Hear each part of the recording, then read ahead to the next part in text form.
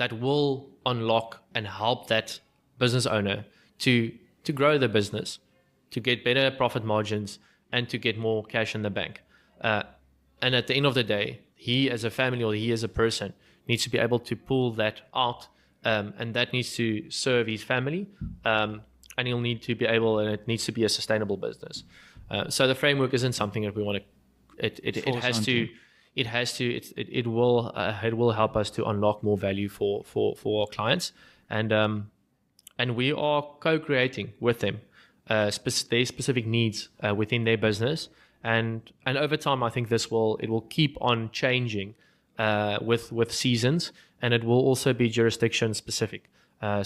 We've seen slight differences from our UK clients to our South African clients to our US clients, but at the core, the framework gives enough space for us to change and maneuver it and to give a systemized approach. And also it does work very well with scale-up methodologies.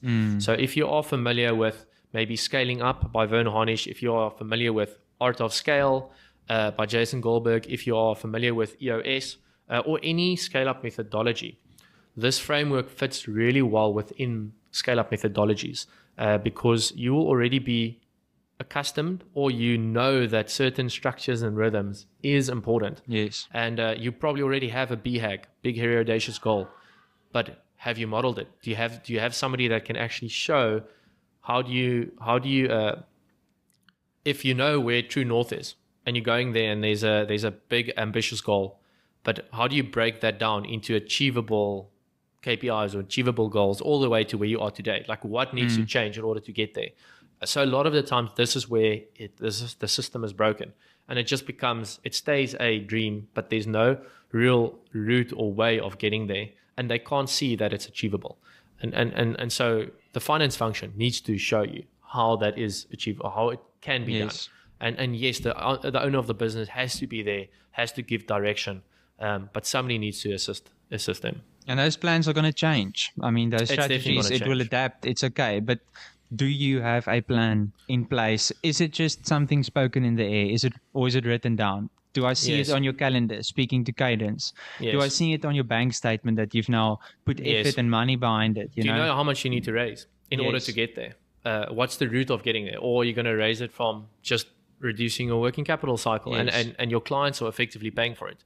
I mean, fast tracking it, you could ask for bigger deposits upfront instead of delaying the payments. Yes. If you are delaying payments, have you thought about the impact on the cash flow and what bridge financing is put in place in order to serve you actually being like a lender?